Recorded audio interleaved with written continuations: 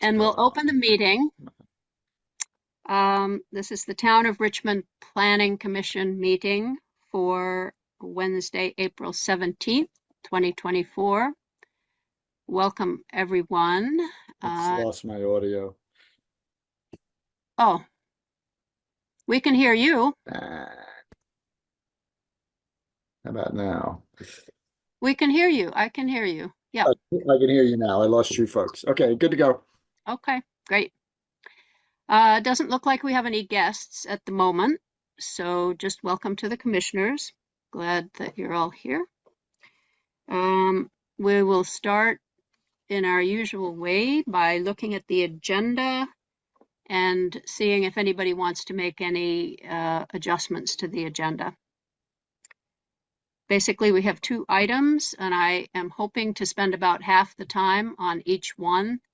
Both of them are items that we need to make some progress on. So first half of the meeting on the village residential neighborhoods and the second half on buttermilk. I know it's a lot of material to look at, but we do need to make progress on both of them. So I was looking at the April of 23 meeting, and we were talking about the VRNs. So that's been a year. So good time to move forwards. Chris. Excuse me. Not an adjustment to the agenda, but I did have a question about the materials for this meeting. I downloaded what was distributed, and I came up with 34 items, and it looks like it's 3 versions of each of 9, with some exceptions. I just wanted, are these duplicates, or are they some are PDFs, some are Word, or are they evolutions of the same documents? I'm just a little confused. I didn't have time to go through each one of them and compare them. So yeah, I would ask Chris, did you download the zip file? Is that what you did? Yeah, the zip file has the PDFs on them because they can't be manipulated, and those are the ones that I put online. I mean, I know they can be manipulated, but not as readily as others, as the Word document. So that's why you got that. Okay, so are they all the same though? I guess. Yes, they are. They are. So we really only need the Word versions, is what you're saying.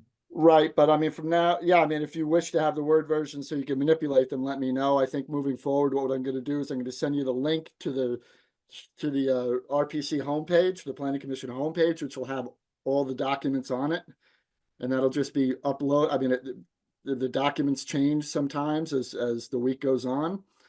So it seems like that'd be a lot easier doing it that way. And if you need a document that needs to be manipulated, just let me know. And if you want that all the time, I can do that. That's not a problem. I just want to make sure I'm looking at the right version that we're going to discuss in the meeting. Yeah, you're not going nutty. Okay. Didn't we, Keith, have a problem with not being able to screen share the red line version? So you were going to keep it in a Word document rather than put it in a PDF? Yeah, but is that correct? Yeah, that situation has been resolved. We worked on that with my uploads. I made sure that I put it in there right. So if you go on to the Planning Commission homepage and you click on the PDFs, those are the red line versions that have all your comments and everything on them now. So what happened? There was some type of communication issue between my computer and my files. So that should have been resolved. Okay. Yep. So, Chris, I mean, hopefully going forward, there will just be one version of these documents. There's enough pages without having multiple versions of the same thing. Okay. I see no public here, so there's no public comment on non-agenda items, except for Tom from MMC TV. I'm not seeing that he has a comment, so. All right, we will move on. Hello? We'll move on to number 4 to just see if there are any comments about the minutes from the 4/3/24 meeting, our last meeting. Did anyone have any corrections or additions or anything that you wanted to add to those minutes? Okay, not hearing any. Sorry, Ready? Virginia. Yeah. There ahead. was some detail in my presentation about affordable housing that I'd like to add, but we don't have to do that now. Can I just send it to you and have that added as an appendix to the minutes? Sure. Yep, Okay. that would be fine. Okay, so I'll look for that and we'll add that to the final version. Thank you. Yep. So we will accept those minutes into the record as written with the addition of Chris's additions to the minutes. Okay, so we're going to move right into our item number 5. I'm hoping that we can figure out if there are any items in these new drafts of the residential neighborhoods that we need to work on, and if so, what it is, what information that we're looking to help us make a decision. We did add a few things. Keith and I have worked on these in the meantime. So there will be some things that we'll want to talk about. I'm hoping that people read the memo, which just briefly sums up the supporting documents and why we're putting them here in front of you at this time. They're related to the VRNs. Some of them have, they will stand in the whole document, so they will apply to other sections, but they're mostly definitions that we're promulgating to help the VRNs along. Did anyone have any questions about the memo? And we have 2 ways that we can do this. I'm hoping that we'll just proceed along with the VRNS and the VRNN.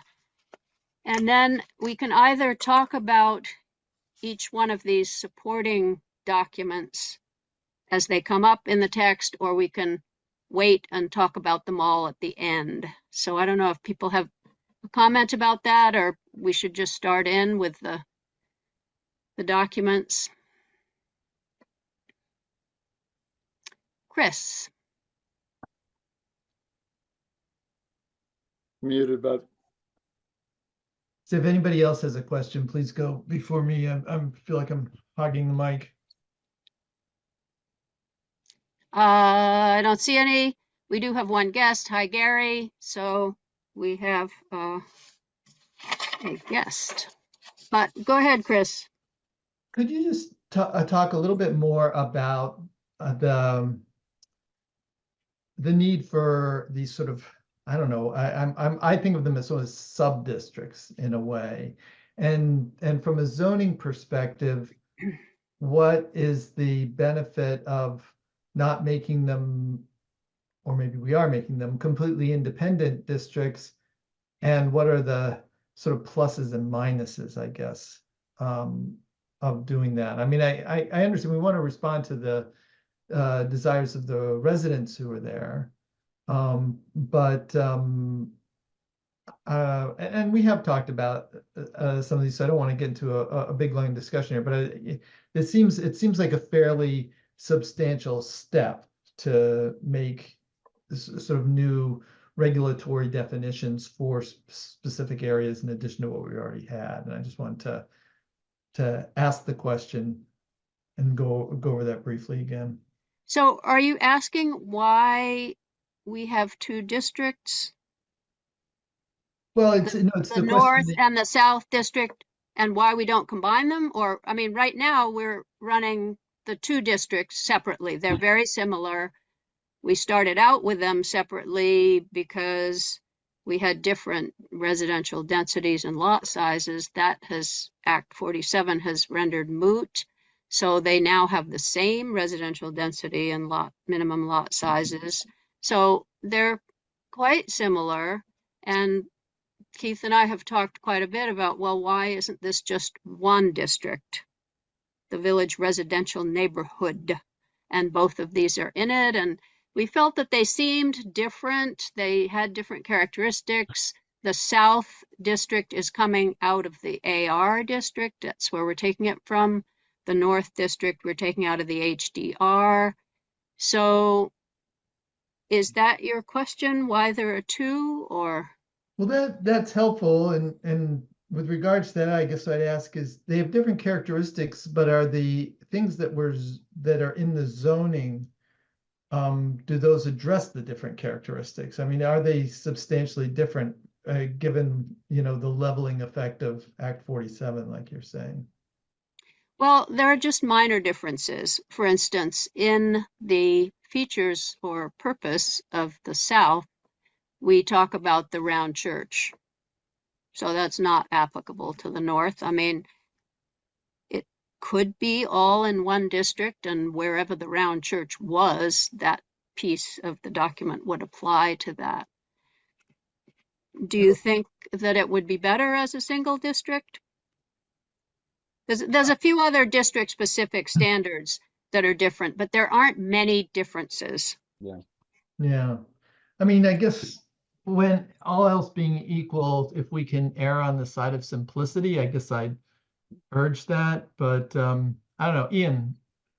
It seems like the South District, or the language for the South District, has some good language in it for it kind of historical preservation, or the look that's more cohesive with the round church, and that seems worth it to me. To have it be separate. Yeah. And, I don't want to speak for Keith, but I know that he has said that it wasn't administratively more difficult. You can correct me if I'm wrong, Keith, to have two districts. Well, especially because wherever you are, you just look at the district that you're in. Yeah. So, I mean, especially since they're so similar, it's administratively pretty easy, but they are geographically distinct. And I think that is one of the driving factors there. And like you say, the round church is a motivating factor also. I'm ambivalent. Yeah. Okay, that was thank you. That was all I wanted to ask about. yeah, I mean, I think we're all a bit ambivalent about it, but it doesn't seem to make that much difference one way or the other. So anyway, if you have a strong feeling that they should be combined, then, we can talk about that. I do not. Okay. Okay. Is everyone clear where these districts are and what they involve, or should we look at the map and just make sure everybody? I'd appreciate that. Okay, let's look at the map. Okay, so we're looking here at the north, the Village North District. And it's the yellow with the white dots. That's the HDR district. So Keith, if you could outline where the Village Residential North District will be, that would be great. Well, correct me if I'm wrong. Yes. All right, which is par for the course. Is it well, I know that we're running down this way, correct? Yes. Coming up here. So it's both sides of Route 2, West Main Street there. And we are coming, we took the Goodwin Baker building and the church, the Catholic church, and we put them into the RC district, okay? So they're outlined with the purple. So we come down along Jericho Road that the select board wanted us to take out of the RC district. So both sides of the Jericho Road up to the highway overpass or School Street, basically. Somewhere like this. Yeah, well. How am I doing? Well, it doesn't include the school, right? It doesn't include No, the it doesn't. schools. Correct. So you can leave the school lots, which you have in there right now. The school lots. And we can come down. That's okay. We know where it Yeah. is. Yeah. Yeah, so it's Burnett Court, Browns Court, both sides of the Jericho Road up that far. Baker, Tilden, both sides of West Main Street, in that area, Millet Street or the edge of Millet Street. Okay, anyone have any questions about that? The only thing that's a little different from our earliest iterations was it includes now both sides of the Jericho Road because that was taken out of the RC district at the behest of the select board. Okay, so that's the north. The south, we go down here. Okay, so the south is being taken out of the AR district. It's Thompson Road. And the dotted line here is the water and sewer extent. Right. So it's all water and sewer. So it goes up Thompson Road. It does not include the Farr Farm. Oh, well, that's hang on a sec. Your color. Let me get some color on that. Here?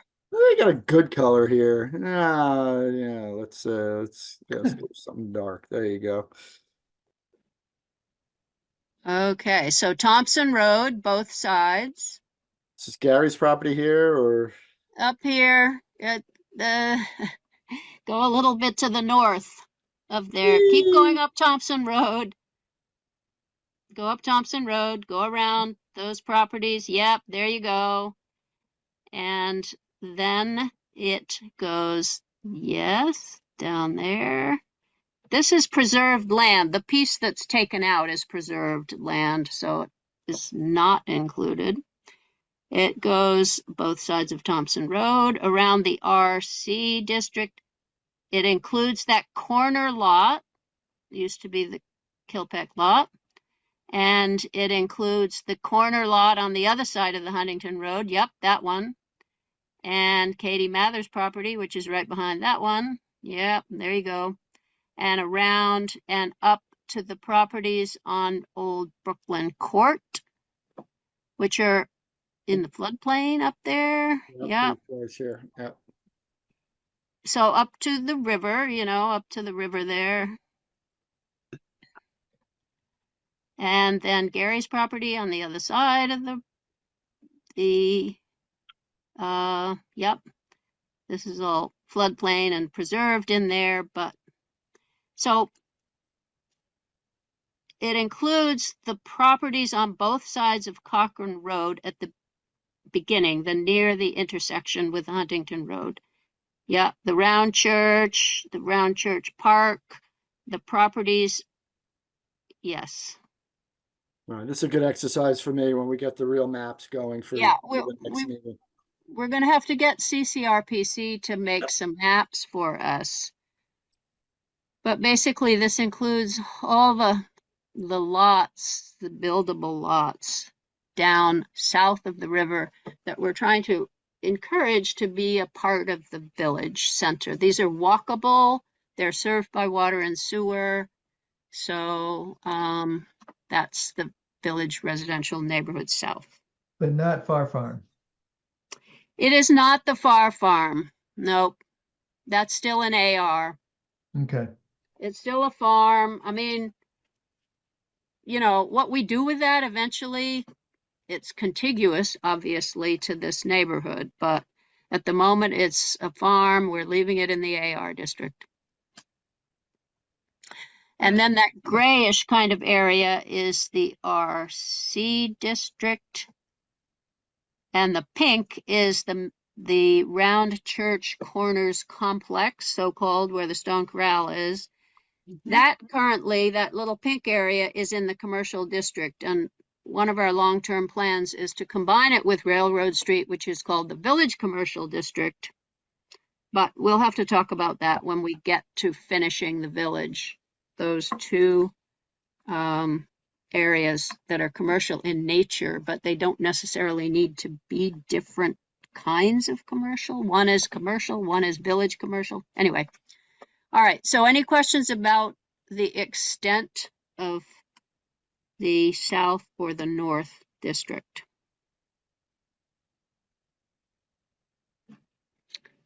Okay, great. So everybody's clear on where those are. We'll get some good maps made. Some good maps. Yeah, with the Clear as mud. not so wiggly lines, but Right. that's okay. Yeah, we'll hook them up.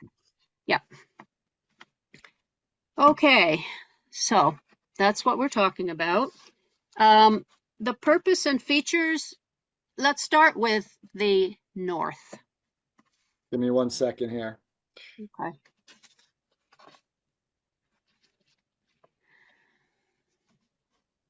That. Share the screen. Share the screen. Get rid of you.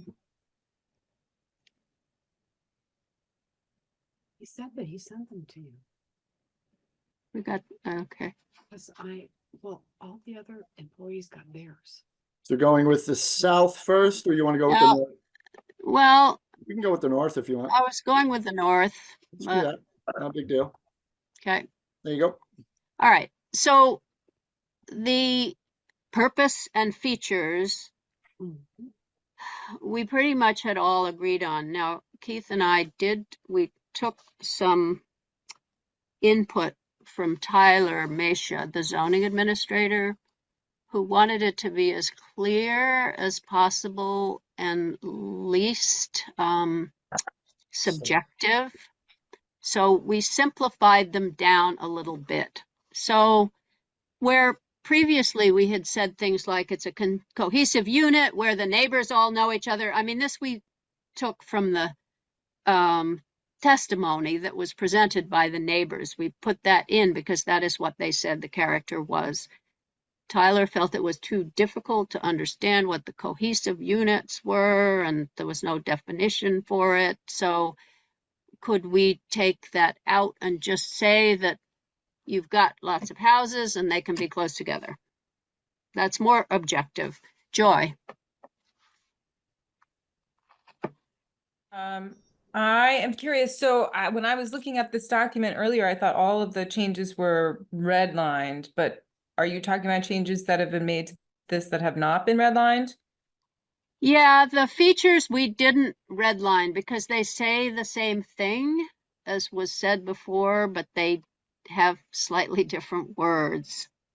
All right. So I would prefer that everything be marked up when we make changes. always exactly redlined. Yep. Okay. I'm Yeah. sorry. I Yeah. can't keep track No. otherwise, Virginia. support Like, That's that. okay. I think that should just be the constant thing, that whenever we make a change, it's always Yeah. in red so that we can all keep, because I'm not going to read the whole document and compare it to the last one. So Okay. I'm sorry. Well, I know was I'm a hoping, stickler for it. I was hoping that people would recognize in these features the same concepts that we had before. All right. But, I appreciate yeah. that. And hopefully you'll read these and be okay with these the way they're stated. But we'll try to never. So it's already up to draft 23, but the next one, which will I be get it. redlined, can be 24. Thanks. Yeah. Okay. All right. So does anyone have anything else that they want to say about the purpose or the features? This is non-regulatory language. This just gives the DRB and the zoning administrator the character of the neighborhood, which comes up.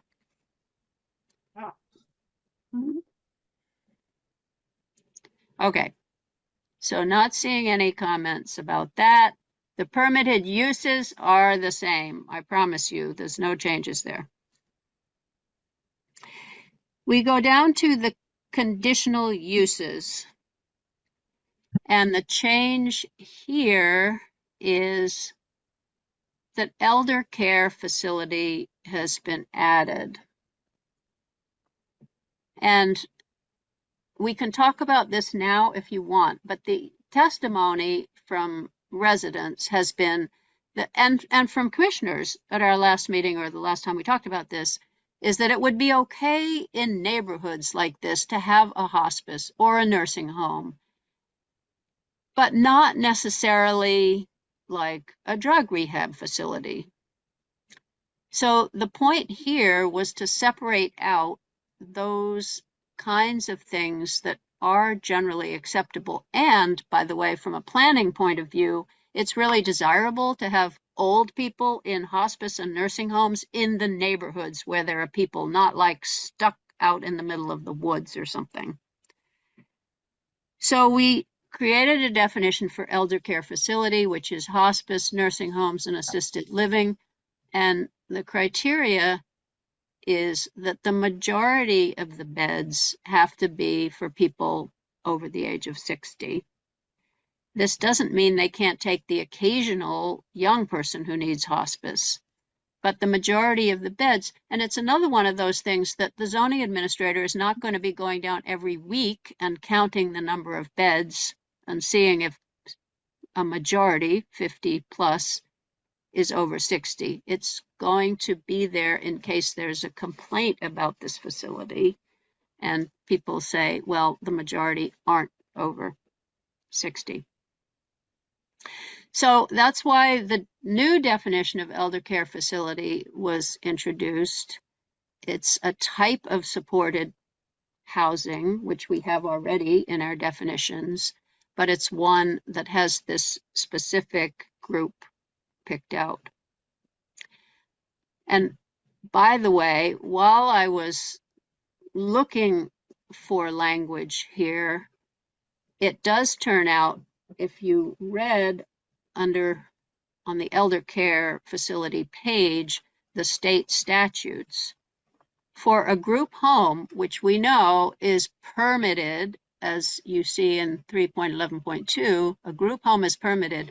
That's 8 or less people with a disability, and drug addiction is considered a disability. So we cannot prevent group homes of less than 8 people with individuals who may be recovering from drug addiction. The statute does say that if they're violent in any way, then you can prevent them from being there.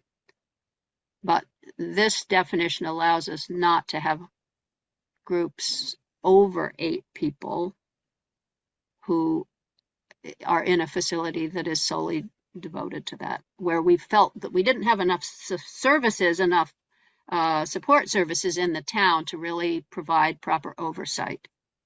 So that is the point there. And this is going to have to be run by the attorney, of course, and, you know, so. Anyone have any comments about that? No. Pretty straightforward.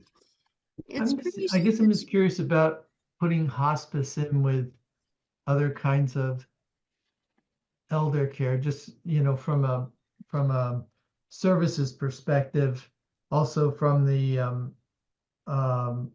type of medications that are provided, you know, at a typical elder care facility versus a hospice care. I mean, you don't generally have palliative care at an elder care facility where you do at hospice. So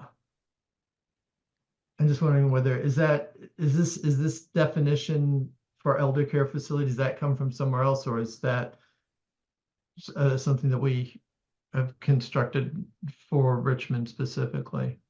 It comes from other planning documents, from planning terms that I guess they figure most people who are in hospice are elderly. I didn't read anywhere that there were concerns about the drug situation, you know, the medications that were on hand. I mean, we had the same problem with the animal hospital, is that we had medications that were controlled substances, and, you know, you just have the safes and what other alarm systems and things like that to guard against theft of drugs. So I don't know. Does anyone else have a feeling about that? I'd hate to exclude. I mean, hospice is one of the key elderly. Oh yeah, no, facilities. I don't want to exclude it. I'm just wondering maybe it should be broken out as well, I don't know. I don't know whether that makes sense.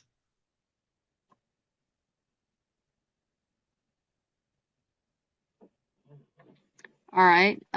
Do people want to think on that further? Should we put a star by that as something we want to if anyone else wants to come up with a different set of parameters there. That sounds good. All right, so moving on to the residential density. So the only change here was a word was added, which is base residential density. And the reason for that is if we do end up putting a density bonus section in for Jolina Court, for instance, we may at some point want to have density bonuses in other sections. So basically we're using the terms now. We don't have a density bonus set up for this district, but we do have it called the base residential density. And if we use that always for the base residential density without any density bonuses, then we will be ready to have a density bonus section when we come to think about affordable housing, for instance, in some of these districts. So I don't expect anyone would have a problem with that. That's the term that's used, base and then bonus and then total. So, all right. Gary. So does that term also relate to the fact that you can actually, with accessory dwellings, you can actually double that or have the 8,712 square feet for a dwelling unit? Well, we'll get to that when we get to the residential density section, but as far as we can find out so far, a single family home to which is attached an accessory dwelling unit counts as one dwelling unit. So you're not, if you have a single family home, you're not actually doubling the density when you add an ADU. Okay. The ADU is essentially outside of the density. It's counted as one. And we've spent a good amount of time trying to make sure that this is what has been intended by the statutes allowing ADUs to be placed wherever there's a single family home. And from ACCD, their opinion is that it is one dwelling unit. A duplex is two dwelling units. A single family home is one dwelling unit. A single family home with an ADU is one dwelling unit also. It doesn't exactly make sense because it seems like that's another dwelling unit, but it was felt that that undermined the statute allowing ADUs wherever there was single family homes. So that's what we're going with for right now. I would add to that thought, Virginia, that one of the requirements to have an ADU is you have to either live in the principal dwelling or the accessory dwelling. And I think with that kind of sutures that together as one dwelling unit. I guess that's their thinking. And also, irrespective of the size, you still have to follow the bulk density, i.e. the lot coverage, the setbacks and everything, you know, when you do put a dwelling unit in, but you do not have to deal with the density with that ADU. So that's my 2 cents. Yeah, and we'll talk about this a little bit more when we come to the residential density section, which is going to answer all these questions for us. Yep. So, okay. The next change was the frontage. And at the last meeting, I think we had some opinions that 55 feet was where we wanted to settle. It's less than 75 feet, but it is a smaller frontage distance because we are allowing for such small lots now, the 0.2 acre size lots. We're allowing for more structures on them, so less. And that number does occur in some other some other town zonings. So, and the same thing about the maximum lot coverage, which we're talking about the north. It went from 40 to 50. allowing for a little bit more lot coverage because there will be more structures. And we had some opinions. I think Gary and Adam weighed in that they thought 50% was going to be adequate. So we've got the 50% lot coverage. It seemed like not good enough to just keep the same small amount of lot coverage when you were making the lots so much, allowing, you know, the lot size is so much smaller and you're allowing more buildings. So you've got to give a little bit there in terms of the lot coverage. You know, the stormwater issue we still need to deal with, but that's an issue that is not going to be solved by just having less lot coverage anymore these days. All right, any questions there? Lot coverage, lot frontage, and the lot coverage we will get to when we talk about those definitions includes the structures and the impervious surfaces. But the setbacks do not include the impervious surfaces. So going down to the setbacks, front, side, and rear, we went with 10 feet for a habitable structure, 5 feet for a non-habitable structure, so that your shed can be closer to the side, you know, closer to the neighbor's boundary there.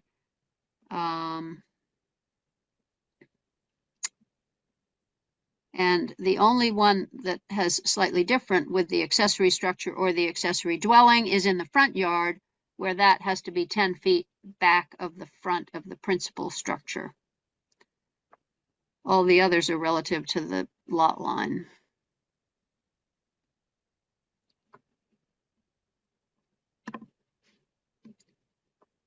All right, anybody have any questions or concerns with those?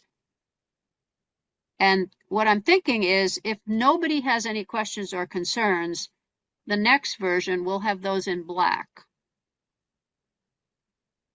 because they will have not been contested in any way. Not that you can't still talk about them anytime, but I'm hoping to get the red to be less and less on these documents. All right, so we come down to the district-specific development standards. All lots shall be served by water and sewer. We knew that already. Then there's the sidewalk question that we've gone around on a few times. So what we ended up here was saying that they'll be provided by the developer along the street frontage whenever the lot is adjacent to an existing sidewalk. So if there's no sidewalk on either side, you're not required to put a sidewalk in, only if it's going to connect a sidewalk with a sidewalk on either side, or as part of a PUD in order to convey pedestrians to an existing sidewalk, and or according to the official map when it is available. When we get to making an official map that has all the infrastructure that Lisa wants us to get on with, whenever we do that, then there will be an official map where sidewalks need to be placed. But so far, we're kind of only thinking, you know, they're on the main streets in Richmond. That's probably the best we can do. They're not going to be on the little streets. There's not room on a lot of the little streets. So only if it's to connect to an existing sidewalk. And we have to talk to Pete about that. We haven't talked to him about it. Gary. So I agree with what you just said. First time I read through this section, I didn't think it was quite as clear as the way you just said it. I think it's clear in the first part where it says street frontage where the lot is adjacent to an existing sidewalk. But then when you get to the PUD,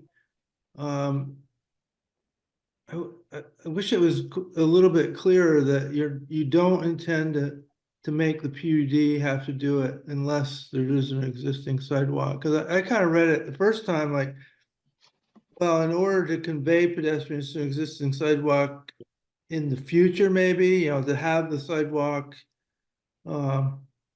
there in the future. So I don't have specific language.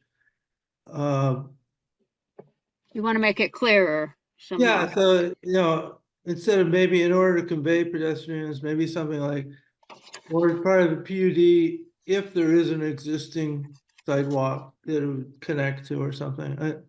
I just don't want the DRB to make the same misreading I made. Maybe it's super clear to everybody else. It wasn't to me. That's all. Well, okay. I mean, we could look at that because it doesn't, I agree that it doesn't exactly say that you don't have to have sidewalks throughout the PUD Correct. conveying people to the existing sidewalk. I mean, if there is an existing sidewalk on the street frontage, maybe I don't know. I mean, I see there could be a problem there thinking that from every house in the PUD, there needed to be a sidewalk conveying people to the existing sidewalk, which wasn't really what we intended. So, I see that too. I mean, if it, like, my little development there, if there was a sidewalk going by, like, I'm not sure people in the homeowners association would want a sidewalk through there. There's almost no traffic on that street. So for them to have, because it's not a town road, the cost to maintain that sidewalk would fall on the homeowners association.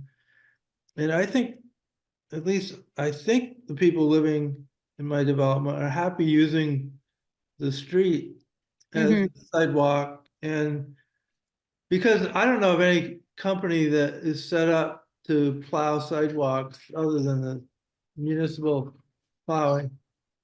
So I think it would double the cost of the homeowners association dues during the winter months if they had to hire somebody to plow the roads like they do, but then hire somebody else to plow the sidewalks. My guess is that the association would just decide to not maintain it in the winter months to save money and just use the street during the winter months. So I don't know, it seems like it might be forcing something on a PUD that the people who live there don't want and would drive up costs. I mean, people are pretty skeptical of homeowners associations because costs often get out of control over time. And I think this would be, you know, a good, you know, several $100s, or at least $100 more per year in dues for something that they may not even want.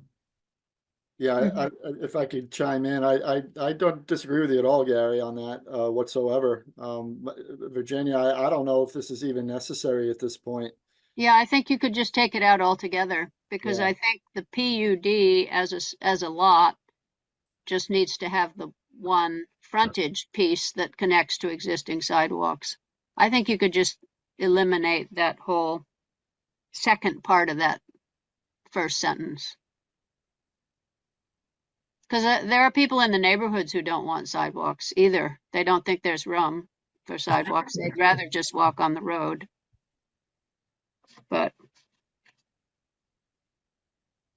I'm putting this in as a reminder to me.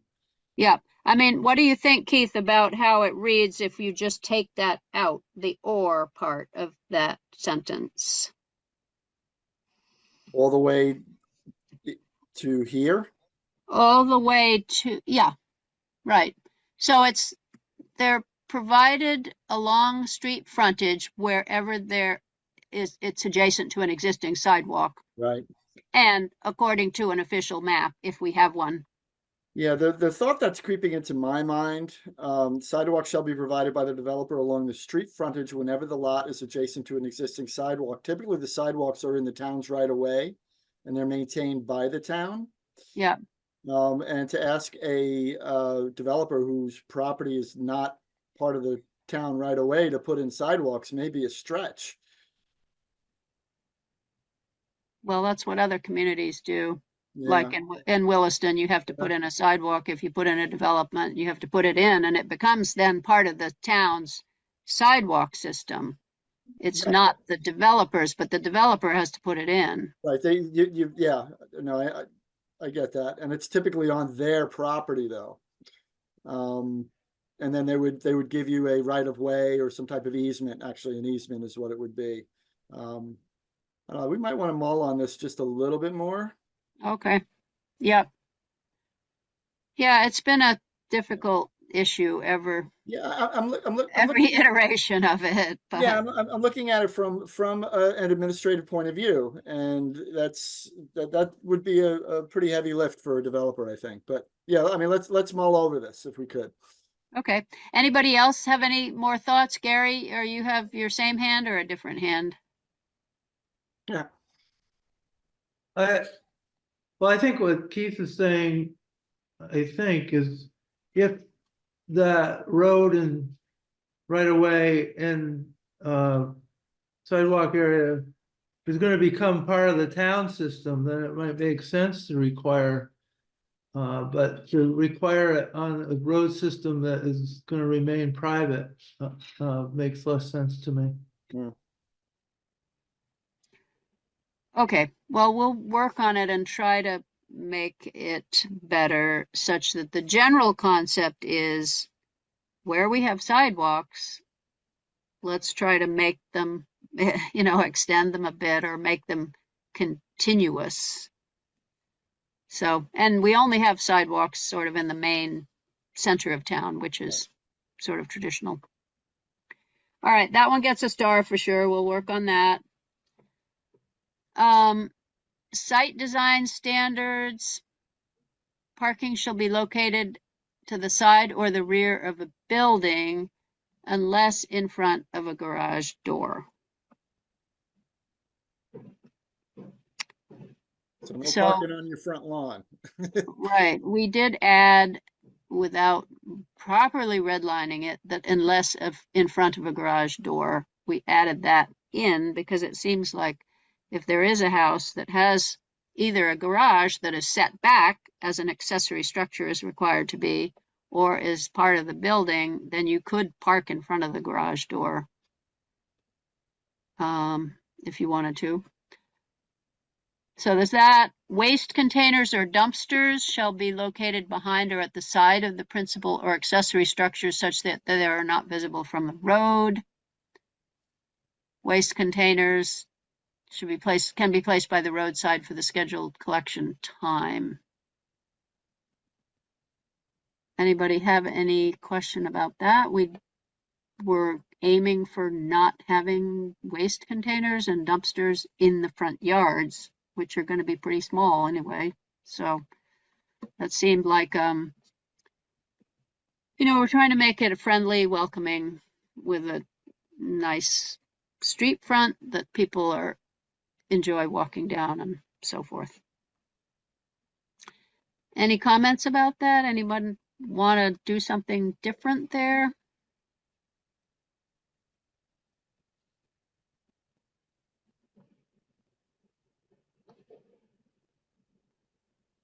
Okay.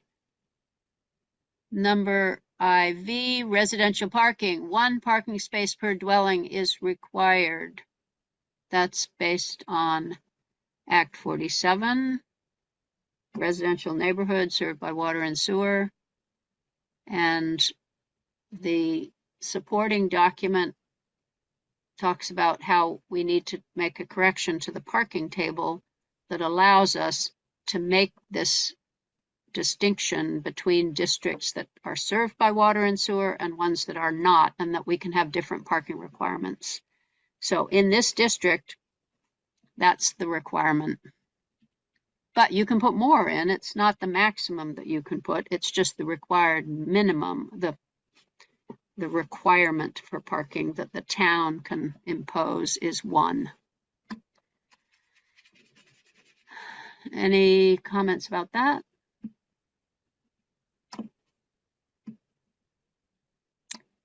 Okay, and then we have had to add back in the additional multifamily housing standards that we didn't have in our original versions because we didn't have multifamilies allowed.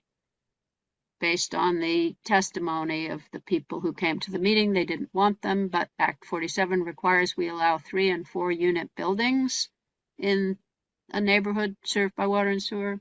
So since we have 3 to 4 units, we have the multifamily housing standards. Keith and I did go through and actually made a red line of the multifamily housing standards with some changes, since we are now having to look at them again, both for these districts, the VRNs, and for Buttermilk that have them also in place. So we've made some changes there. And one of the main ones that you see here is the multifamily housing standards apply to structures, buildings that have 3 or more dwelling units. The way we originally set that up was it was any lot that had 3 or 4 dwelling units. So in our RC districts where we allowed 2 residential structures on a lot, that lot, if there were then 3 dwelling units, like 1 duplex and 1 single family home, that would need to follow the multifamily housing standards. But in a lot of discussion about it, it seemed like it was really something that we wanted to apply to multifamily buildings. So this multifamily standards applies to buildings that have 3 and 4 units, not to any lot. Now in the VRNs, the neighbors were not interested in having 2 residential structures on a lot, as is the case in the RC districts. What is lost in not having that is that you have, you don't have as much opportunity to put additional housing as you might have otherwise. You can have an ADU, but that has very particular requirements. All right, any questions about that? We'll talk about that more, those housing standards when we get to that document, but they do need to apply to this district because we now allow 3 and 4 unit buildings. Joy. So I plan on not voting on this when it comes time because I own property on Baker Street. But I just wanted to mention this. I know I've mentioned it a couple of times, but so I don't think we're really increasing the density down there at all. Like when I look at our lot and all the other lots around that neighborhood, this isn't going to help. And I'm wondering if there's anything we could do. And I was just sort of looking at some math, like how could we do it where it doesn't upset the neighborhood, but still helps a little bit? And I was thinking about our particular, and there are a lot of properties like this where they have like a very huge attic, right? And I don't know how to do it. I was thinking about maybe if you could round up, like, so when I do the math, we can only get 2.6 units on our property. So if you were able to round up and everybody could get maybe 3, like, so all those duplexes along Baker Street, for them to be able to get 1 more unit in there. It's just an idea. I just want everybody to understand that, like, even though this sounds like we're doing a lot, we're really not. We're not increasing anything, in my opinion. So I just wanted to mention that. So how much property do you have, just out of curiosity? A third of an acre. Okay. So you have And we have a 0.3. big, well, it's a big lot in that neighborhood. So there's Okay. lots of places that have a garage Yeah. where all of those duplexes, the three that are in a row, they're really tall. Like we ran everything up to our attic, thinking that someday we might make one of the apartments bigger but really it would be great to put a whole other unit in there. It'd be hard, you'd really have to it's a whole thing with fire safety and stairs and all of that. But I just want you guys to understand that this isn't doing anything. And I think that's what that neighborhood wants. And Yeah. I understand that, but I just want to put it all in perspective as someone that, just so you guys understand, this is nothing crazy that's going on here. In fact, it's going to do pretty much nothing. So there is the possibility of rounding up in the Jolina Court District and the village downtown. Because then if you're over half, like if you're 2.51, you can round up. You round either up or down. So it's like a traditional math rounding rule, which is kind of why we put it in there where there were multiple units. And we hadn't put it in any of the other districts because we hadn't talked about having it in any of the other districts. right. But so, that's a possibility for that. Yeah. Just wanted to throw it out there. I'm not going to vote Right. on this. I'll give input as if I'm in the neighborhood and as somebody who deals with financing for these kinds of projects and all the stuff that I've always done for the Gateway. But I'm not going to vote on it. I'm just going to give you guys like the actual reality of things in that neighborhood. Yeah, well, I mean, it's a good perspective. But the other thing is, we don't not allow people, like all of us have a house, at least a house in a district that we're going to vote on, right? So, I mean, Yeah, I don't know, Virginia. I just feel like if I'm going to sit here and advocate for more housing, I just feel like that is going to benefit me. And Yeah. I'll let you Okay. guys decide whether or not I should or should not vote. But like, I will advocate for more housing, not because Yeah. all right, slightly because it'll benefit me. Maybe I'll do an apartment above the garage or in the attic of the house, or I can't build out, with the lot coverage. That's not going to happen, but you could go Yeah. up, or you could go within an attic or within a garage or whatever. But so I will benefit, but I mean, honestly, I'm just doing it because the town needs more housing. And these are the places to put it, on water and sewer. And that's why the state did Right. this and da, da, da, Yeah. da. So thank you for listening. I'll go back Yes. to my silence. Well, I will tell you that the legislature is currently considering a bill raising the minimum density to 12 units per acre. I mean, the 5 didn't do much. It really didn't.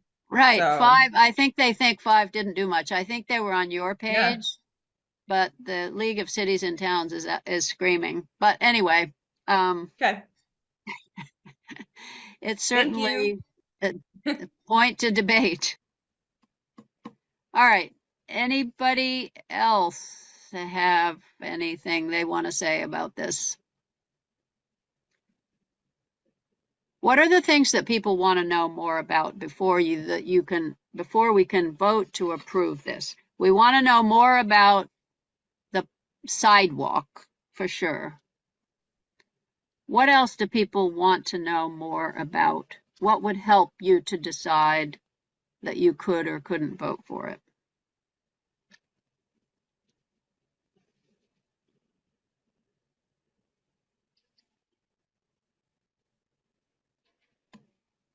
I guess it's ready to go. I guess we'll fix that sidewalk thing and Do you want to forge ahead on the south and turnkey this whole thing?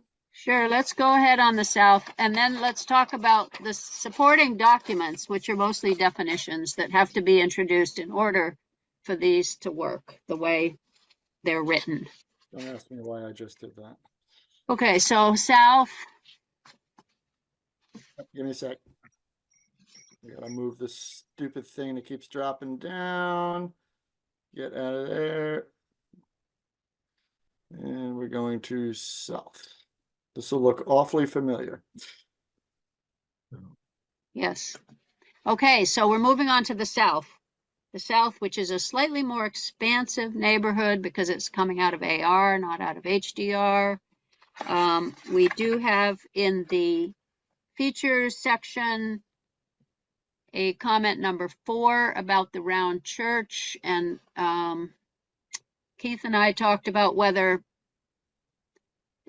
we should make some kind of actual regulation about the fact that the round church should be allowed to continue with its events. They have never had to have a permit for their events before, so we decided to put it into the features and not require them to get a permit. If we put it into permitted as a use, then they would have to get a permit for their events. So we're planning to carry on the way we are without requiring them to have permits. Right. So hopefully nobody minds that. Raise your hand if you have a comment. Permitted uses, yeah, we're going to go for about 10 more minutes, I think, on this, and then maybe 15 minutes, then move on. Permitted uses are the same. The conditional uses, it's the elder care facility that we added again. So that would be the same question there. Yep. Moving on. Base. Base residential density is the same as the north. Minimum lot size is the same. We've had that before the change. 55 feet of frontage, 50% of lot coverage, and they are going from 30% to 50% lot coverage because it was in the AR before, but the lot sizes are similarly small. 0.2 is the minimum lot size. So if you're going to have a bunch of 0.2 acre lots, the 50% coverage was felt to be necessary. The setbacks are the same as the other district. The infrastructure is the same. It's water and sewer. All lots are served by water and sewer. The sidewalks thing we're going to fix or do something with. The site design standards are the same. And the multifamily housing is the same. And PUDs that are residential PUDs are allowed. No traffic impact on either of these districts.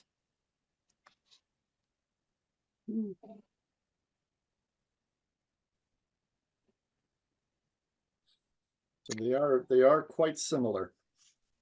Yes, they are. Gary. You're muted, Gary.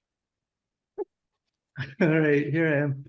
I want to say I support what you've written, with just in hopes that you'll tweak the one thing about sidewalks, but otherwise, I personally think it's ready to go to public hearing. Pretty close. Okay. Anybody else?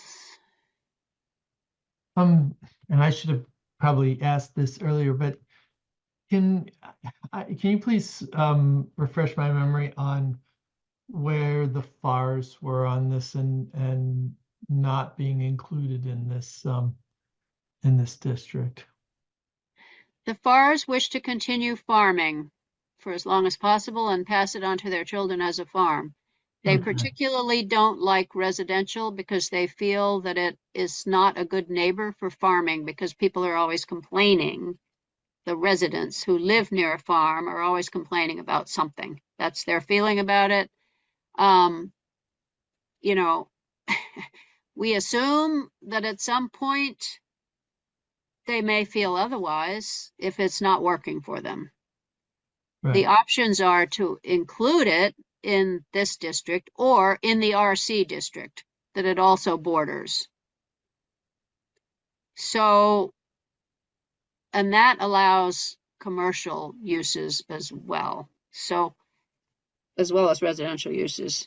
So that's the question that some planning commission down the line is going to face.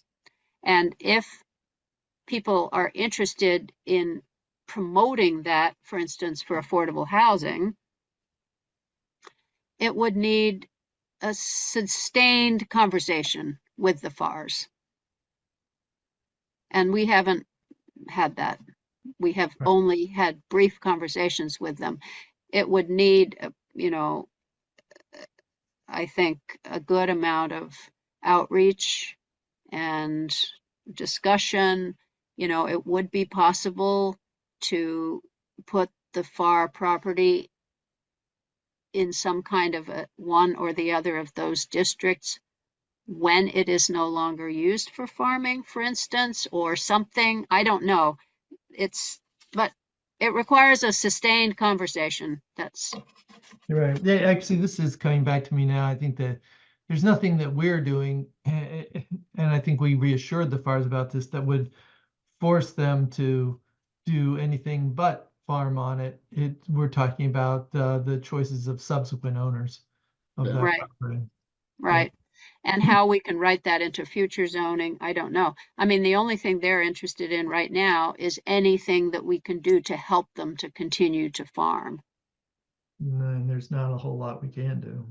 So, you know, when we come to working on farm enterprises and thinking about that topic, which we need to do, and we're going to have to do in terms of the VYCC, but that's another topic. When we come to thinking about that, we will see if there is anything that we can do to help them develop some kind of way that they can continue to farm. So it's the best we've got so far. Lisa. Oh, thanks, Virginia. About the waste containers, the dumpsters and probably totes, I'm trying to picture how they can be moved if they're behind the building or not visible from the street, unless there's a screen or a gated enclosure or something that a lot of communities do. Is that what we would want, or do we really truly want them behind the building, not visible from the street, even if they're without screening, which makes them hard to get out, I think. Don't those waste containers have wheels that you wheel out to the road? Oh, well, the totes do, sure. I mean, one said dumpster, which is a little bit large to, I've pushed dumpsters with my car, but not by hand, so. Yeah, I'm not, yeah, I did. I herded them around a parking lot one night. That was stupid. But I'm trying to picture moving it. Even a little dumpster is going to be a half a ton or Well, so. do we want to allow them to be in the front yard? Well, the no, and question. I mean, I buy into your concept totally, but how is someone going to put them behind the building so they're not visible from the street and still get the things out to be either picked up by a truck or out to the street? Especially, a dumpster. The totes, I don't think are too big of a problem. People just shouldn't put more than a couple 100 pounds in them.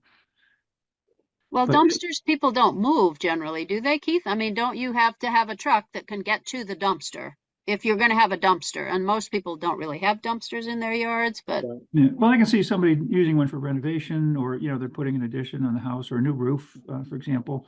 In fact, I had a dumpster in our yard when we got a roof. It was a mess, but Yeah, I don't. the aftermath. Yeah, I don't think anything that deals with maintenance Mhm.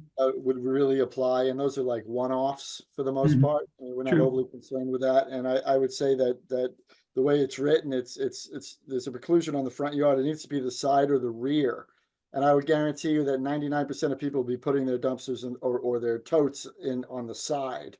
Okay, yeah. If you're okay with that, then that solves my dilemma. But they would be visible, which some communities don't like. So they require screening, I guess. Anyway, I just want to raise the question. yeah. Well, and if it's a construction project, you Mhm. can put the dumpster anywhere. I mean, do we need to put an exemption for that in there, Keith? I mean, No, not at all. I No. don't think anybody's going to complain about a dumpster where a roof is being dumped Mhm. into the dumpster and it's going to be Mhm. taken away in a month because, Yeah, not even maybe a week or so. Yeah. Okay. week or, yeah, Mhm. this is for permanent Mhm. dumpsters that we have a couple in front Oh. yards in Richmond. Yeah, they're tacky. Like to They're just avoid. not something to look at. Yeah, Okay. I've got one specifically. Anyway, Okay, thanks. Okay. So we could take just a couple of minutes and see if there are any questions about these supporting documents that are mostly definitions.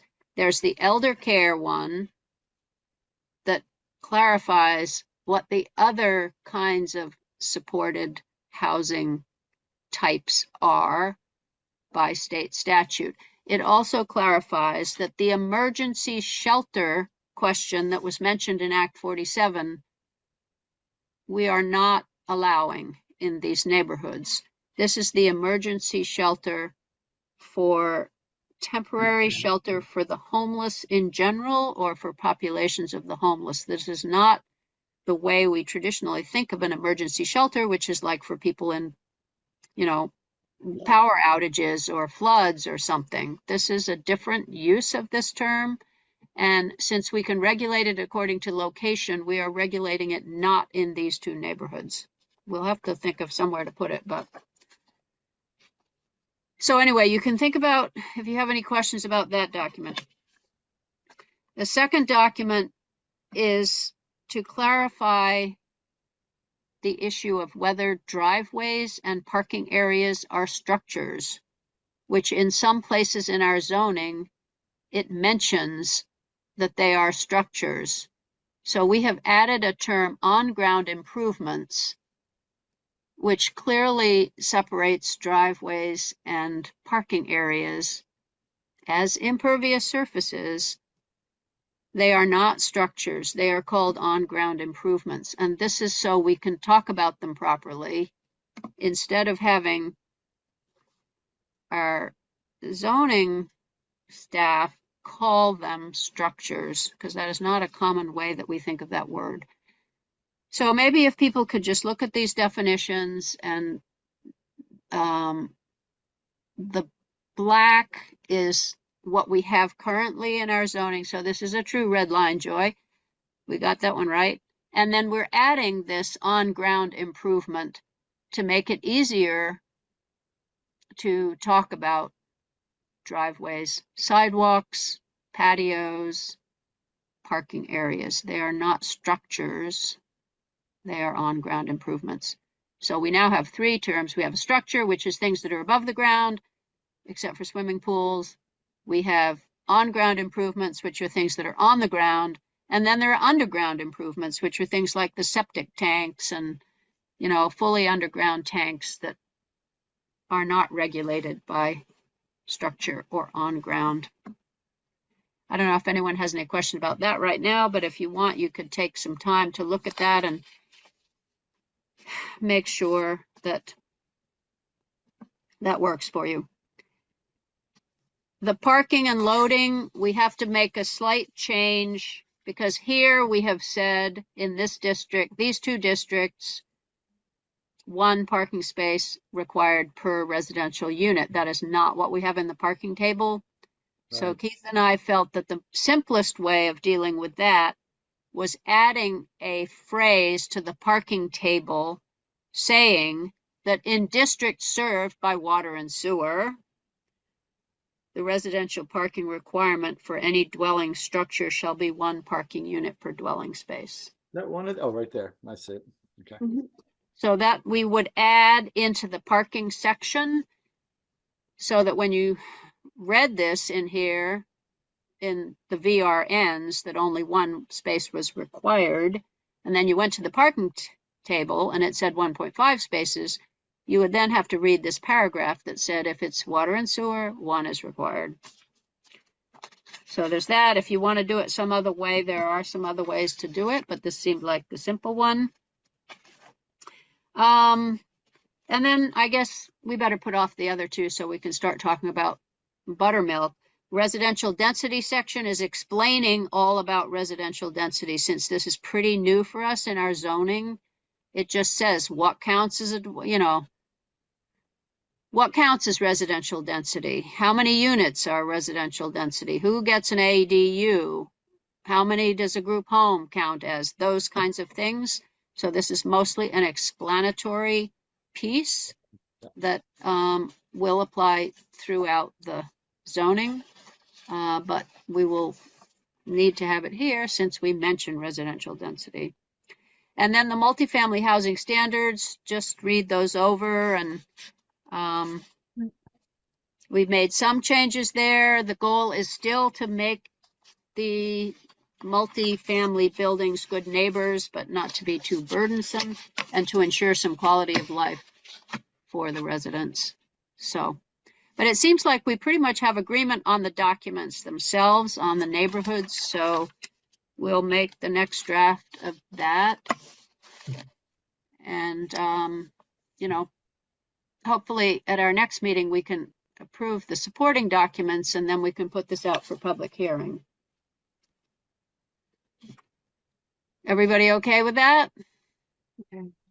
Yeah. Good. Be time to move on. All right, great. So the next item is to go back to our buttermilk discussion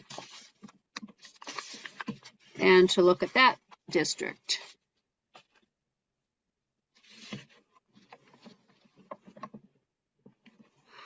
All right.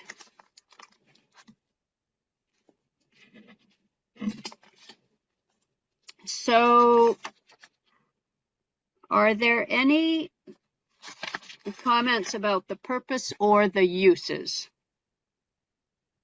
Do we want to go through this line by line, or do we want to skip to the density, the residential density section, which seems to be the most controversial?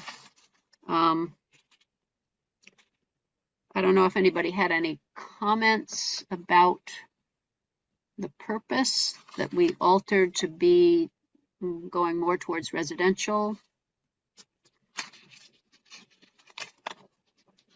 I mean, it still reads though as if the intent is to have significant commercial presence when that's not really the case, right? I mean, there may be some, but I mean, in a traditional village mixed use pattern, I don't think that's really what we're talking about. If the example of that is Bridge Street.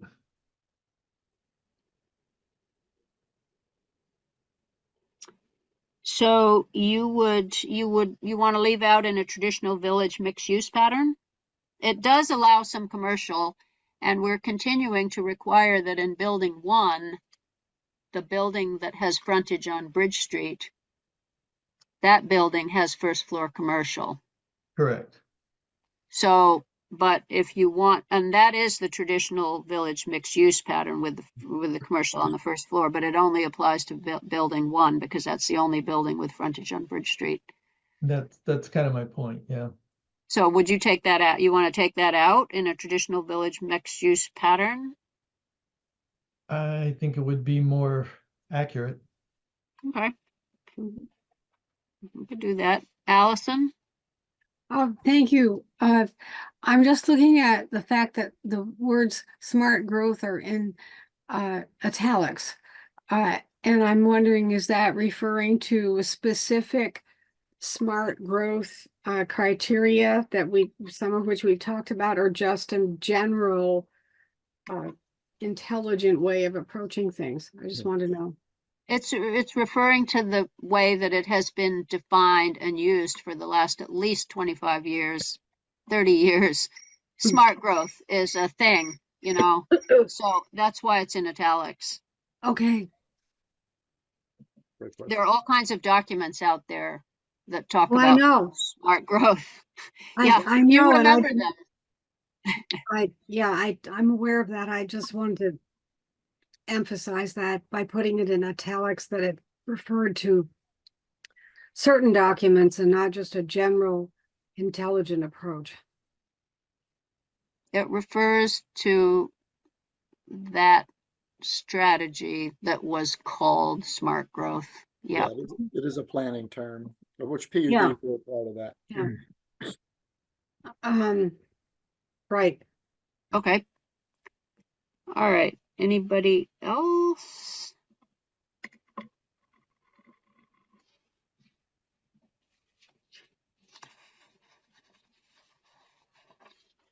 Okay, and the permitted uses, if we're ready to go on to that, are the same as they were before.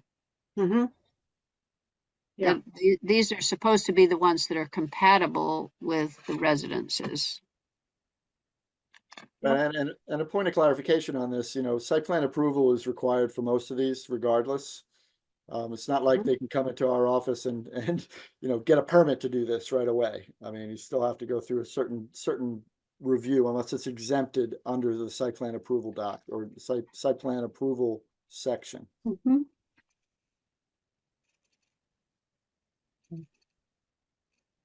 Okay. Yep. So yeah, you can scroll a little further along there. Hotel is an allowed use, so we would rather we had housing here, for instance, than that, but Mm-hmm. all right, then we come down to the conditional use approval, and that commercial use, multi-use, that term has been changed to multiple use building. And actually, I see that multiple use building, it should say if all uses are permitted or conditional within the Jolina Court District. Right, Keith? Hang on a sec. Let me catch up to you.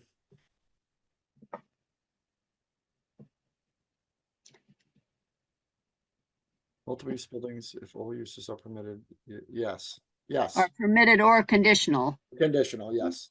in the Jolina Court District. So we have to add the word or conditional in there. Planned unit development or residential PUD, because we may want to allow a residential PUD in this district, since we're not requiring the ground floor commercial to be in all the buildings.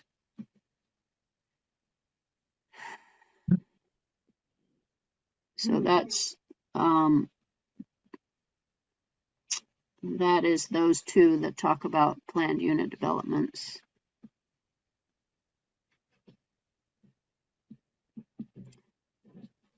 Hmm.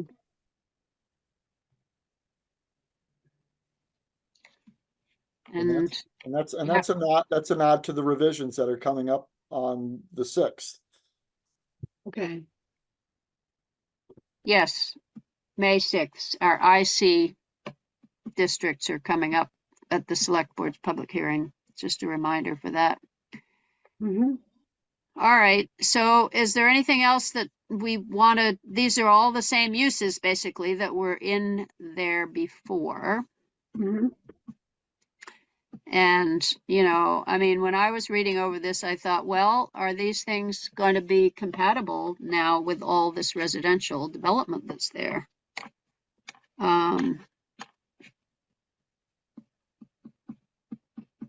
I think they probably aren't going to come there, any of these uses, but Not going to be a run on the funeral parlors, you don't think? it's going to be right next to the bagel shop. Exactly. Remind me what the difference between pub and tavern is again. I think we're calling them the same thing, aren't we? Don't we call them the same thing? Let me look at our definitions here. I'm not sure we could ever find any differences. Pub, it says in the definitions currently, see tavern. Okay. So I think we're good with them. And under tavern, it says also known as a pub. So it's called punting. they are equivalent. So, but I guess what's important is what's not here, which is retail, Oh, yeah. except for like pharmacy. But I think that was intentional, right? Well, restaurant is here. But I mean, like retail, Right.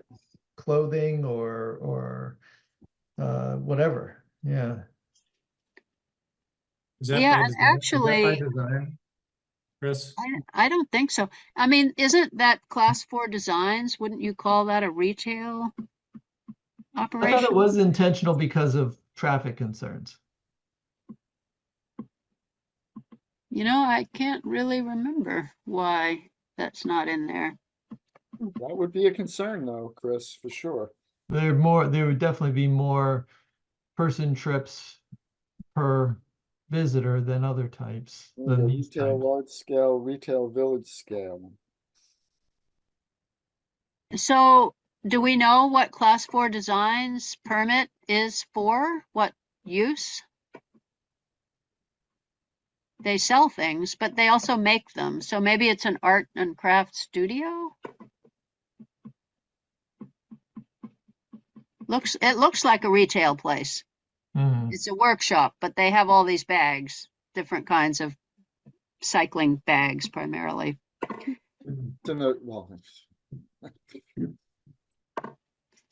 Well, we could find that out. It would be interesting to know what they were permitted under. So are you saying that we should include that type of business as a use or not? I don't know. They Or seem to permitted? be good there. I mean, it doesn't seem like that's gonna generate more traffic than a restaurant would necessarily.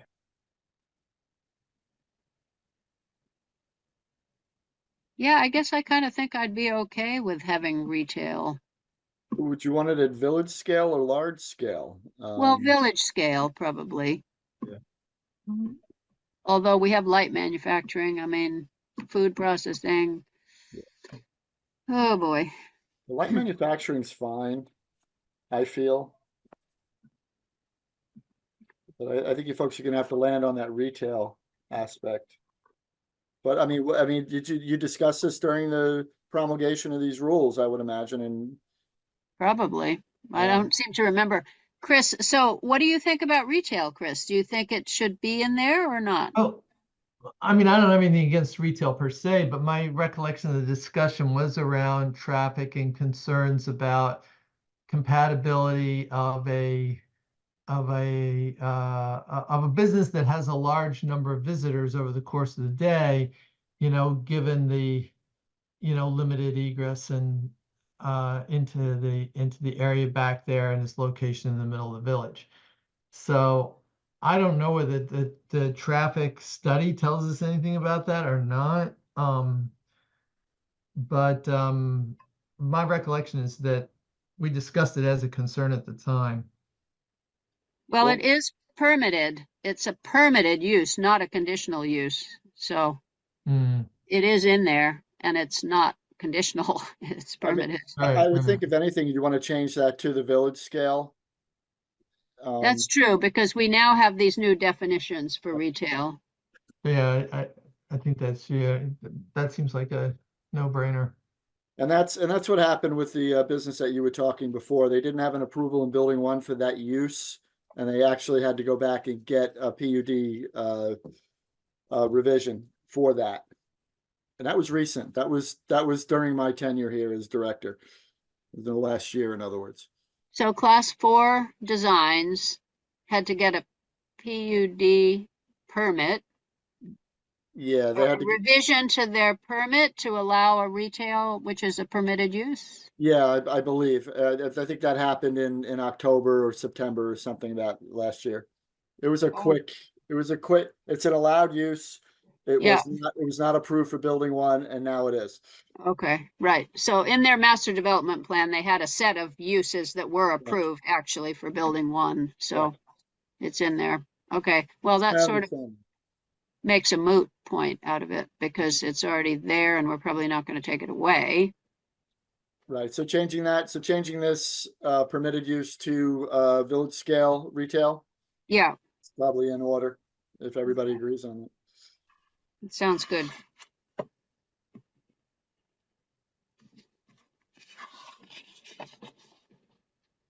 Okay. All right, so can we move to 3.8.3 residential density and requirements? So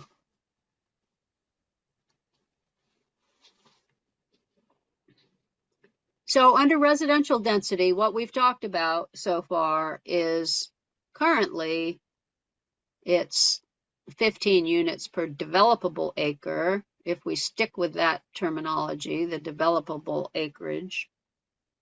We've talked about the village downtown density, which is 24 units per acre. So in this first draft, we put something in between so that we could talk about what the pros and cons are of having more or less density.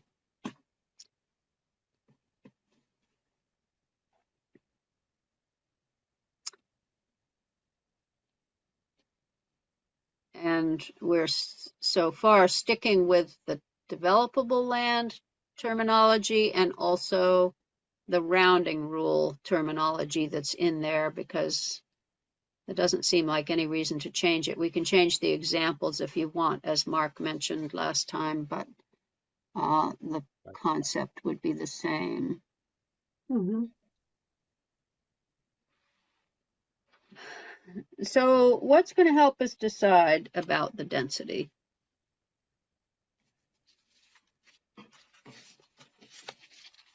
Mm. Mm.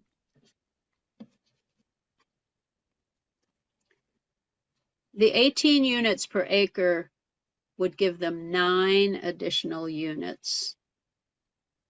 And it seems like if we're going to take away the commercial requirement and we don't give them any more density, they will make those 31 units bigger and thus more expensive and less affordable in the general sense.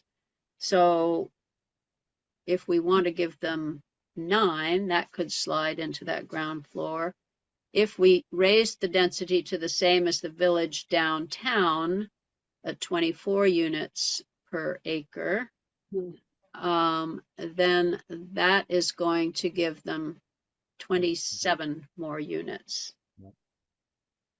And they feel that they can put 24 additional units into building 2 along with the 31 units. So those units, a lot of them will be small. And so they will be relatively cheaper than the other units. So I want to challenge what you're just saying about affordability and size, because I think the dynamic that you're describing is correct, that we will end up with more smaller units. Mm-hmm. But that means that they will accommodate fewer people per unit. It doesn't mean that they will necessarily be less expensive per person. I think what we would like is a diversity of units of various sizes that it can accommodate singles, couples, families with children, and all be relatively affordable, Mm-hmm. not just based on size. Well, it seems like the more units you have, as long as they're of diverse sizes, which, maybe they'll make some of their 2-bedroom units smaller. I don't know how you're going to fit, 50 units instead of 30 units in the building, but that is their plan of various sizes. So it seems to me like if you put 50 units in a building, they're going to be smaller, all of them, or some of them, than if you have 30 units in the building. And some of the 2-bedrooms may be smaller. Mm.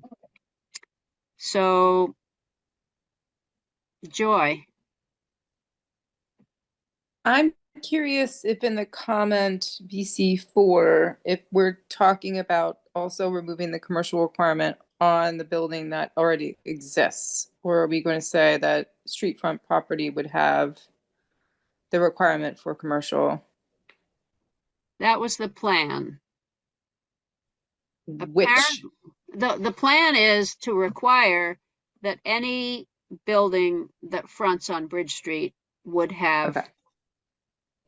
the commercial on the ground floor requirement.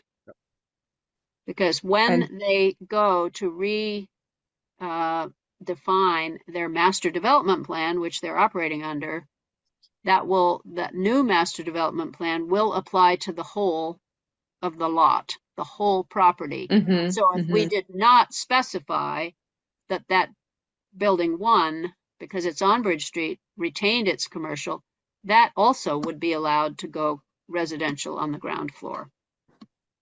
right. But so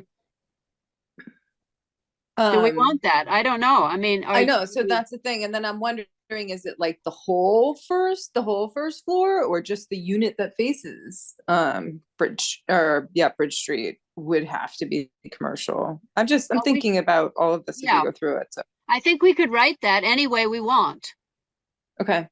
If we don't put anything in about it, then it will all be able to be residential. If we would like to preserve that required to be commercial, or the first, there's only one unit that actually faces on Bridge Street.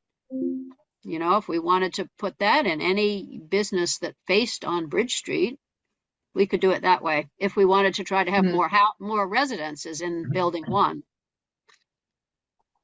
Okay, just curious. I think we should maintain the commercial space on the first floor, because you're The gonna have a whole lot more. first floor though, Ian, Yeah. because it's such a Yeah, the long whole- building. Like, all right. I'm just I saying, think you're it gonna- should be facing Bridge Street for sure. But at the same time, though, that's going to become a street too, going in there, Jolina Court, right? That's- And Yeah, and I'm those, thinking you're gonna have a lot more people living in there. right? Okay, So there's gonna be there will be a need for some things, possibly. but I guess the problem I have though is forcing commercial. Like that it's. But It doesn't work. It doesn't work. But that ship has already sailed, Joy. I mean, the whole purpose of doing this is so they can get financing on building unit 2. They've already All built right. unit 1. Okay. I'm just thinking about Yeah, No, that's you're good. not wrong. You're not wrong. the I'm need just for saying. housing and Yeah. the fact that they've Right. had such a hard time renting the space. Is Green Sea still in there? In the first floor? Green Sea is still in there. Okay. All right. They I'm use just it curious. like a closet. But Oh, anyway, boy. but Okay. so, they loosely talk about having things like a little gym or a bagel shop or a funeral parlor. No, not the funeral parlor, but services for the tenants. So if we continue to require building 1 at least to have commercial, those things could go in there. Right. Yep. You know what I mean? And they wouldn't All have right. to use up any of their building 2 for these commercial businesses. So anyway, but it's a good point. It's a good point. Thank We you do for need housing. clarifying. Yeah. Okay. All right. So what do we think about the numbers of the density number? Guess we should come back up here. Okay.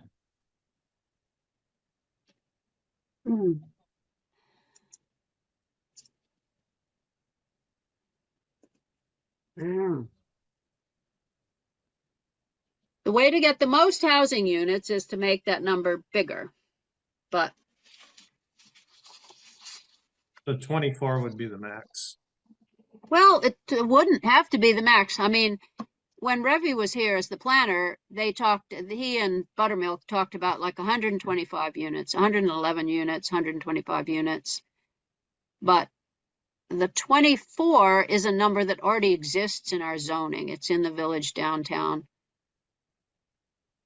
So, and this is like part of the, we would be like matching it. We would be making it the same as the village downtown.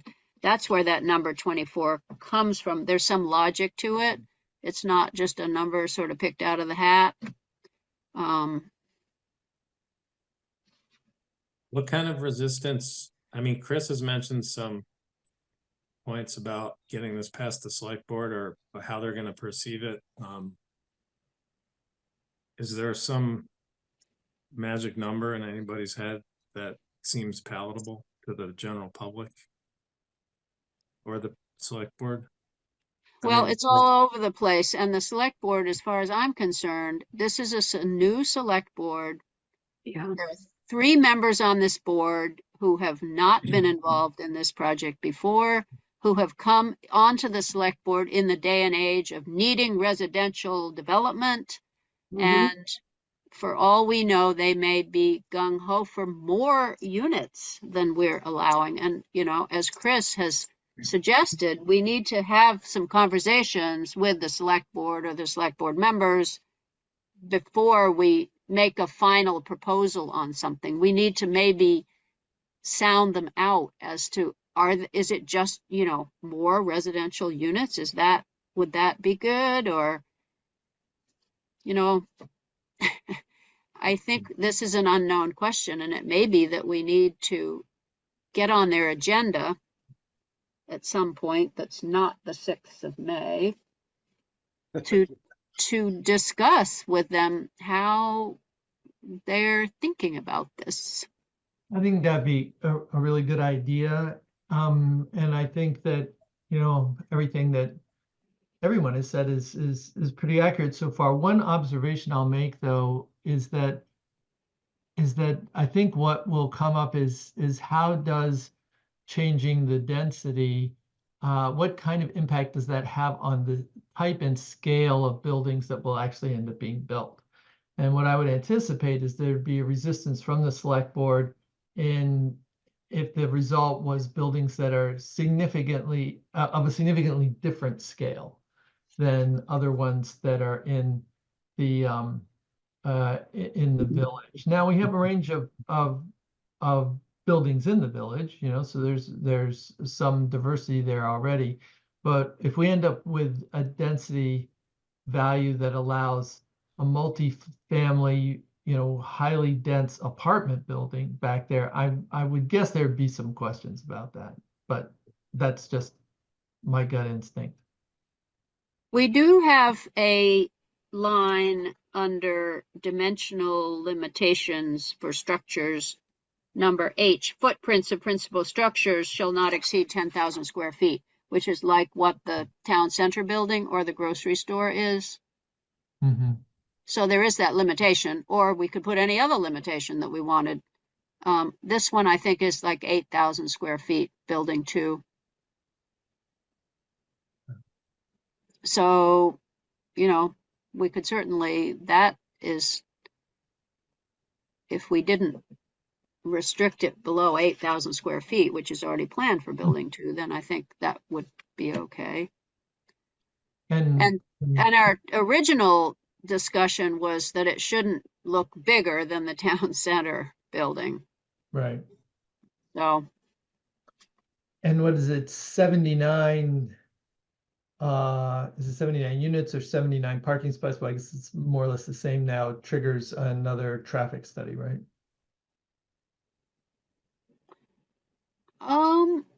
It's the trip ends that they measure that triggers the traffic study. I don't think it's the parking spaces. Yeah, it's a 70 vehicle trip ends. Okay. So that would have to be measured, presumably. And, the question of if there's leased parking as well, those trip ends. Right. And how they're accounted for, how does Jolina Court, does Buttermilk have to pay for the traffic study entirely if some of the traffic is being generated by other businesses? That's a question that we'll have to talk about when we talk about the parking and the trip ends question. Ian, I think you had your hand up. Yeah, and I apologize if you've already thrown this out, but have they expressed what their ideal unit number for that building is? Yes, they would like to have 24 more units on top of the 31. So they would like to have 55 units in that building instead of 31. Yeah, thanks. Yep. And that, that would work, of course, with the village downtown if we gave them 24 units per acre. That would give them an additional 27 units on top. So they'd have 3 units left over to spend any way they want. And we know that fits within the continuing excess capacity of the water treatment plant. Well, we would have to make sure of that. I'm pretty sure that it does, but we would definitely, we would have to look into that. Yeah. Keith, do you know the answer to that question? Yeah, I mean, I don't know. I don't have the empirical answer to that question, but I believe it is a resounding yes. And just looking over past communications, even at 125, you still have the capacity. So I mean, that's what I'm drawing from, Chris, on that one.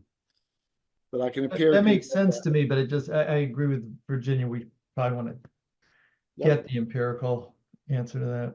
Yeah, we'll have to have the answer, and also the schools situation, which I believe also has excess capacity, they have stated. So we wouldn't be looking at a new school anytime soon. It would be helpful to have more students for the federal money. Yeah, and my understanding, we're at about 33 or 34% capacity. But there's some type of, you need a freeboard with that, and I'm not a sewer guy at all, but I was in a meeting recently and they did discuss that we're at about 34%. It's a number that's sticking in my head. Yeah, and of course, the more water and sewer customers, the better it is for the other water and sewer customers. Absolutely. It's good for expansion also. So there are And then many oh, positives. Yeah, I'm going to ask you to repeat one more thing. So yes. if they get the 55 units, that does require a traffic study? I don't think so. No. Yeah, I don't think it would trigger it. How do you guys feel about that? Because it's kind of like the dog is going to catch the car, and then what? What if that traffic situation is going to be a problem?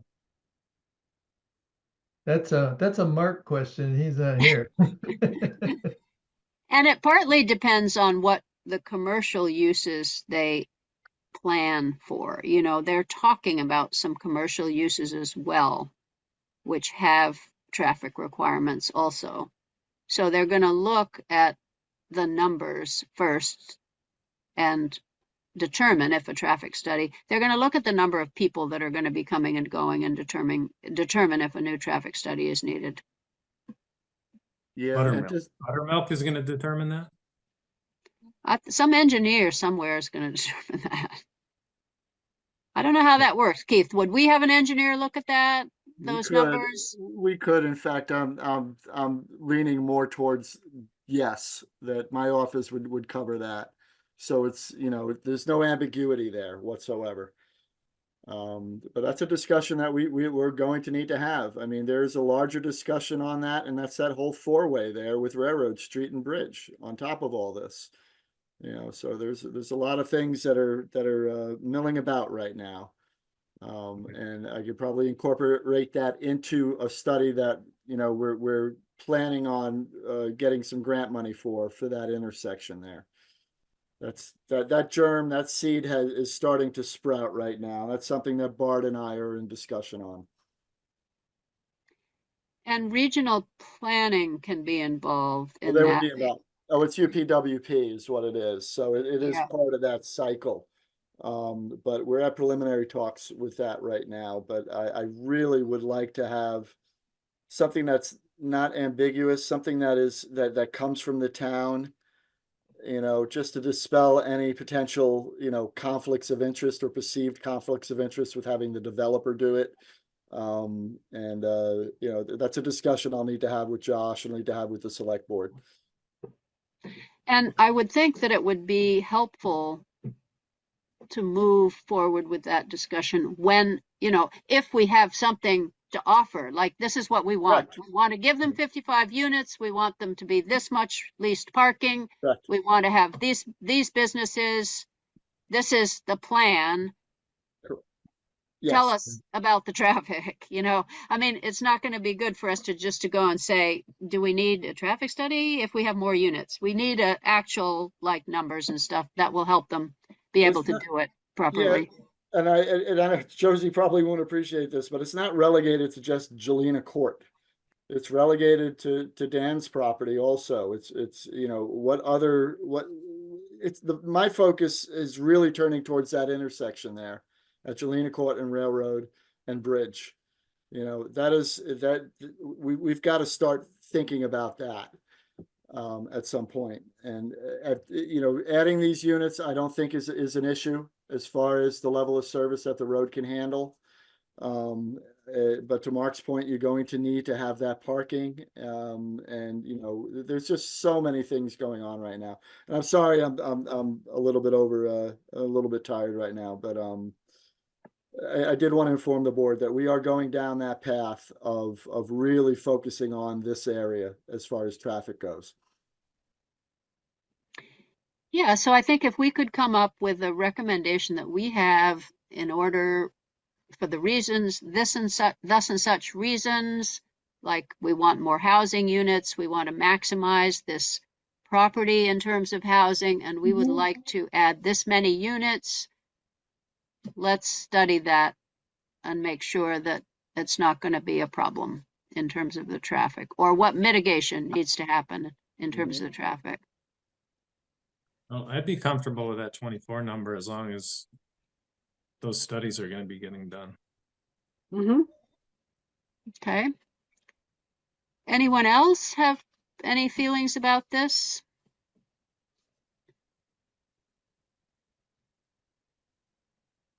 I don't know who is still here. Let's see. Oh, we do have a select board member here, Lisa. Lisa, how are you feeling about more units here?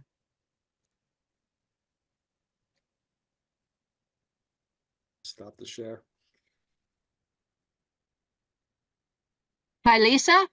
You're on mute, Lisa. Oh, yeah, you're on the mute. She's taking a break. Well, anyway, we could get together with the select board. I think we would have to request some time on their agenda to have this discussion. And, you know, whoever wanted to come to it from this board would be good to talk about the various things and to. I'm unmuted. There you go. Oh, good. Yeah. Hi, Lisa. Yes. Hi, what was I supposed to, So pose a we question? have, No, I was we have struggling you with my here computer. I as a had some screens captive- covering up you guys. All of a sudden I couldn't find you, so, and my mute button. we have you as a captive select board member here, and we're I put going to myself in that ask position, that's you fine. Yeah, how you feel about density. So you know the issues because you were here, but anyway, right. they have Mhm. currently 31 units. Yep. They would like to have another 21, 4 units 24, in that yeah. building to Yeah. make 55 units. Right. Does that give you heart palpitations or anything to think of those units? It makes my heart flutter, actually. It's kind of the opposite, no palpitations. I think, you know, let's put aside the question of how small these places are going to be. That's up to the renter. If they want it, they'll take it. You know, if they don't, they won't. So assuming that they get filled, I think more people downtown is only a good thing as long as we address the impact, which is mainly parking and traffic, I think. And, you know, if I can just think out loud for a second, and I'm going to need Virginia, you and Keith to join up, I think, with the reconstituted town center committee at some point early on, because there are some things that the town center property could theoretically provide as far as access and some other things that currently isn't there and isn't even on paper, I think.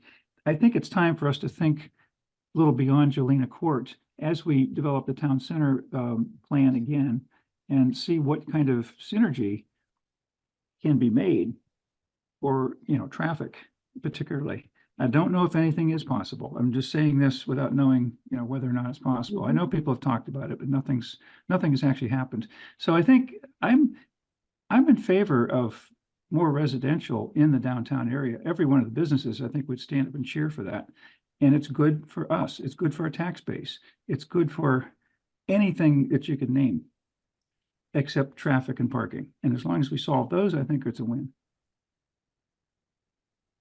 I don't know that I have a Okay, limit. so, yeah. I don't have a magic number in mind Yeah. of units. I mean, that's where But the you're open nitty-gritty- to it. It sounds like you're open to there being more density there. I am, and I would talk this up to the select board too. You know, I haven't, but I will. I would. When it comes up, I would certainly be in the corner of yes. Mm-hmm. And one thing I would like to mention is that we're trying not to make this process for Jolina Court go on forever. So, Right. you know, the ideas are good about the town center. We just need to move on it, though. Oh, I know. It's Mhm. other things are, it's not going to be good if we don't come to some fairly soon That's right. conclusion about these people Mhm. on their piece of land. So anyway, just saying that, but, Yeah. and do you think the select board would be willing to have a short discussion with some members of the planning commission if we came to you and tried to get on Absolutely. your And agenda yes, for 15 absolutely. minutes The to discussion just is, sound yeah. out, so we're not Mhm. sending you something that everybody is going to say, oh no. But, you know, to Right. me, you and Adam and Jay at least are going to be open to these I think so. numbers. So anyway, Yeah. And David and Bard too are good thinking individuals, and you know, they can see logic, they can perceive logic when they see it. I think we have the opportunity to essentially wag the dog here. And if we create something which later on forces us to follow through, and we know that's going to happen, it's very likely to happen. So I'm not opposed to creating a situation where we have to follow through on something in the future when the time comes that we've already perceived and talked about and are just waiting for the right time. You know, I don't see a lot of that in this, you know, I'm not piecemeal development, but bad term.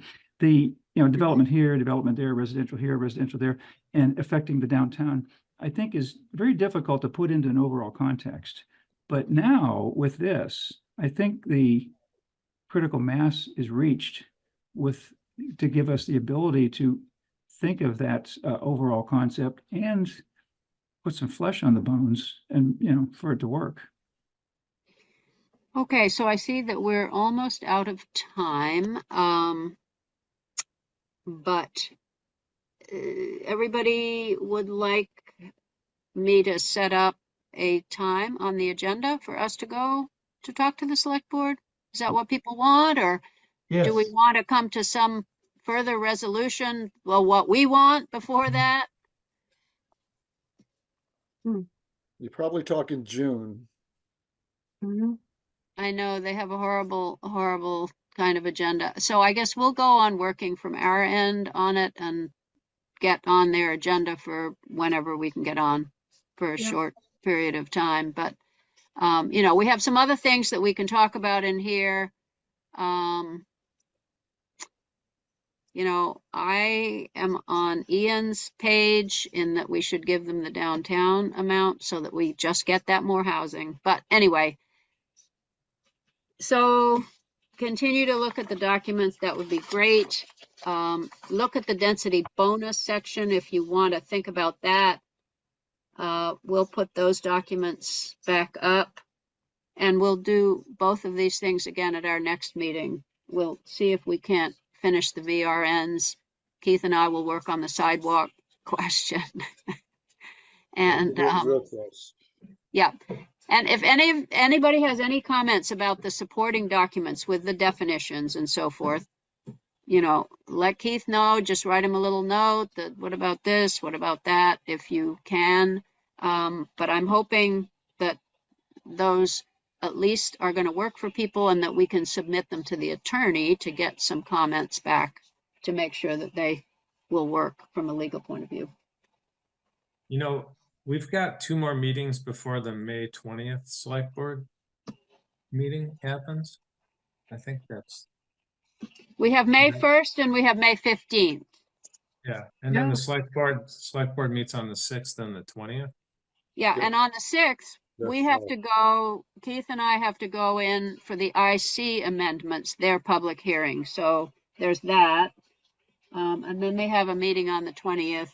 I don't know how full that is. They're all full. All the Okay. select board meetings Yeah. are totally full, but we can try to get in the first one that we can, Yeah. not the 6th. I think so. Yeah. Well, Okay. stay tuned. We'll talk to Josh about it. Yep. Great. All right. Well, very good. And we'll do better with our actual exact redlining. And We'll get you some maps. yeah, we can have the Regional Planning Commission make some nice maps that we'll have to send back 2 or 3 times before they're correct, but that's okay. And yeah, hopefully we can finish up on these documents. So great. Thank you, everybody, for coming. All right.